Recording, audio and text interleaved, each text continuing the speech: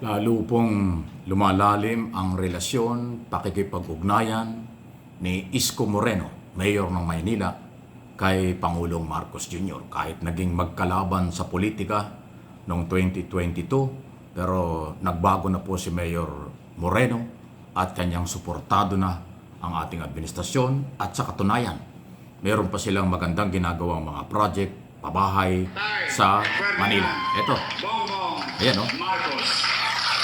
Ayan. Ito nga. Siya pa nagpakilala. Salamat kami sa iyong pagpakilala. Ayan o. At magandang tanghali po sa inyo lahat. Pagsimulan.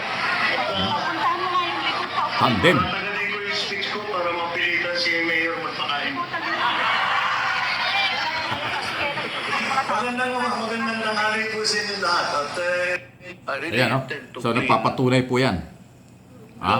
Nagpapatunay po ng magandang relasyon. Kaya kapiraso lang ipinakita nyo sa inyo, pinakita ko sa inyo kasi alam niyo naman itong aking channel maingat po sa mga usapin ng paggamit ng mga video at saka mga picture kasi ngayon nag-iingat tayo sa copyright, saka yung mga AI at kung ano-ano. At saka ako po ay may pagrespeto sa ating batas Alam niyo kasi nasa batas yung pag ikaw ay hindi nagpaalam sa may-ari ng video, may-ari ng picture at ginamit mo.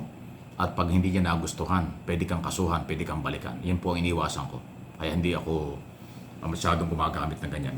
Konti lang, kapiraso lang ipinakita ko, si Mayor ang nagpakilala nung magsalita si Presidente dahil nga ho sa housing program. Building at tinatayo nila sa Maynila.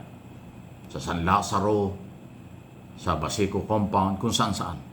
Dati nang sinimulan ito ni Mayor Isko Moreno noong unang mayor pa. Kung yung mapapansin, kahit ito aking mga channel, marami rin ako mga napansin na mga ginagawa ni Moreno ng araw na hindi ko gusto. Dahil parang, alam mo na, may sariling mundo na walang pakialam sa national government, parang gano'n. Ngayon, na-realize niya na magtatagumpay lang ang kanyang mga project at mas magiging malakas kung may suporta ang national government. At ngayon, ang kanyang paglapit kay Pangulong Marcos at binibigyan siya ng panahon ni Pangulong Marcos na tingnan yung mga project at suportahan ang project, napakaganda nito. Good for business sa City of Manila. Maganda rin ito para sa mga kababayan natin sa Manila gustong magkaroon ng sariling bahay. Sino ba naman ang ayaw niya? Pangalawa, kung yung mga gunita, unang inilapit ni Moreno kay Pangulong Marcos ay yung kanyang plano na malaking project dyan sa Intramuros Golf Course. Babaguhin yung area yan, gagawin, i-develop, inaproba ng Pangulo. Ngayon, housing project at mga building.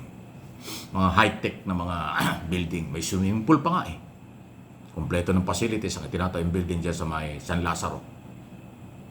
Residence nga po dyan sa may City of Manila. So magandang balita ito dahil kung inyong mga gunita, kahit nung nakaraang eleksyon 2025, ngayon lang, nung nakaraang Mayo lang, si Sara Duterte madalas sa Maynila, kasama ni Isko Moreno sa mga stage, sa rally, at binabanatan yung 3 congressman. Yan ang naging kulay, maka-Duterte si Isko Moreno. Kahit noong 2022 election, presidential election, sumama pa nga sa Mindanao yan. Di ba? Pero pagkatapos ng eleksyon, dahan-dahang nagbago si Mayor. At ngayon, after ng 2025 election last May, siguro na-realize ng mama na, ang Malacanang ay nasa Maynila. Kailangan niya ang national government. Lumapit na siya at yan ang napakagandang ginawa ng inyong mayor sa Maynila. Ibinaba niya yung pride na kahit magkalaban sila sa politika, ngayon magkakampi na. Yan ang papabor sa mga taga-Maynila. Papabor sa national government. Safe na si mayor sa kanyang mga project sa Maynila. Safe din ang kanyang political career. Kasi kung mananatili siyang mayor sa halos 9 na taon, kasi nagbabalik siya na kaumpisa lang, pwede. Di ba? Dahil si Pangulong Marcos naman ay hindi na may personal kahit naging kalaban niya sa nakaraang eleksyon, pero dahil tapos na yon at lumapit sa kanya at nire-recognize ang kanyang mga business sa gobyerno or paglilingkod sa bayan, ay suportado. Kaya wala na ho talagang kalaban siya kung hindi Duterte na lang Alam mo bakit? Si Manny Pacquiao lumapit na rin sa kanya. Si Leni Robredo lumapit na rin sa kanya. Si Ping Lacson ngayon ay senador, kandidato pa ni BBM nakaraang eleksyon, at ngayon Isko Moreno. So wala na. Yung dating kakampi na si Sara Duterte noong 2022 election, siya ngayon ang nanggugulo. Siya ngayon ang gumigiba kay Pangulong Marcos. Yung totoong kalaban dun sa presidential election na nabanggit ko, ulitin ko ha, Leni Robredo, Manny Pacquiao, Ping Lacson at Moreno. Yun yung apat na kalaban talaga eh. Hindi na kalaban, kakampi na, sinusuportahan nila si Pangulong Marcos. Lalo na dito sa laban sa korupsyon, sila'y sumusuporta. Si Leni ay nasa Naga bilang mayor ng Naga City, sumusuporta sa kampanya. At siyempre si Ping Lacson, kitang-kita naman natin. Si Manny Pacquiao inibitahan pa nga doon sa boxing sa Araneta. Wala na. Kabaligtaran lahat. Yung mga totoong kalaban sa eleksyon na kay Pangulong Marcos na, yung totoong kakampi nung eleksyon na si Sara, naging kalaban, naninira pa. At kung ano-ano pang mga pinaggagawa. Gusto pang Marcos resign ang kanilang panawagan. Marcos palitan na, Marcos bumaba na. Mula noon hanggang ngayon ginagawa. Ala namang nangyari. So ayan po ang development. Magandang balita ito. Mabuhay yung lahat ng naging kalaban ng Pangulo sa eleksyon at ngayon ay kakampi at naniniwala sa kanyang programa. Halos lahat incumbent eh. Si Leni, mayor ng Naga. Senador Ping Lacson. Mayor Isko Moreno. Si Manny Pacquiao, hindi man nanalo sa politika pero negosyante, matatag naman yan. Alang problema. Yun yung magandang balita. So yung mga followers na itong lahat ng ito ay siyempre naniniwala na rin kay Pangulong Marcos kahit ngayon tiklawan-dilawan Liberal Party. Hindi man sa lahat ng bagay pero majority ng mga desisyon, programa, palisiya ni Pangulong Marcos suportado ng tiklawan-dilawan Liberal Party. Kahit na sila'y oposisyon pero constructive ang dating, wake up call ang mga statement, okay lang yun. Kailangan sa demokrasya. Hindi katulad ng kampo ng mga anti-Marcos Duterte camp, DDS camp. Naku, walang nakitang tama. Lahat mali. Lahat negative. Kampihan nyo yung sinasabi. Maniwala kayo doon sa sinasabi ngayon ni Sal Panelo. Nag-iba na, sabi ni Pangulong ni Sal Panelo. Si Pangulong Marcos mayroong political will. Kung pag sinabi niya, gagawin niya.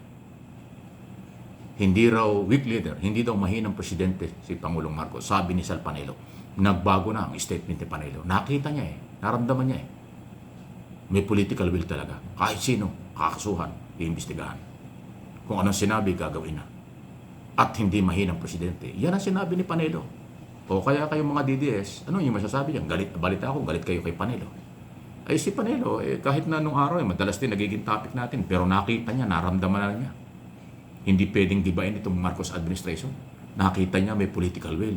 Nakita niya matatag na liderato, hindi mahina. Dati kasama siya nagsasabing mahina itong Pangulong ito. Ngayon hindi na.